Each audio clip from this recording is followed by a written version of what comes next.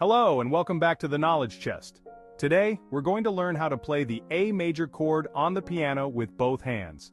As always, this lesson is designed specifically for beginners and for our visually impaired viewers. Let's get started. First, let's find the A note. Place your right hand on the keyboard. Find any group of 3 black keys, move just to the right of the middle black key, and you will find A. Now, to form the A major chord with your right hand, you need 3 notes: A, C sharp, and E. Here's how to find them. Start with the A note we just found. Next, move to the set of 2 black keys. The black key immediately to the right of the first white key in this set is C sharp. Finally, go back to the white keys. The E note is located to the right of D, which is between the 2 black keys we just used. To play the A major chord with your right hand, place your thumb on A, your middle finger on C sharp, and your pinky finger on E. Now press them down together. Now let's move to the left hand. You'll use the same notes: A, C sharp, and E.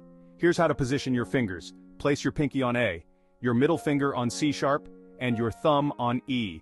Press these keys down together with your left hand. Now you have the A major chord. Remember, the A major chord is made up of the notes A, C sharp, and E. Practice pressing these keys together with both hands until it feels comfortable. I want to mention that I have provided a link in the video description where you can hear how the A major chord is played. Listening to the chord will help you get a better sense of how it should sound. That's all for today. Keep practicing and don't forget to check the link in the description. If you found this video helpful, please like, subscribe, and share with others who might benefit. Thanks for watching the Knowledge Chest, and I'll see you in the next video.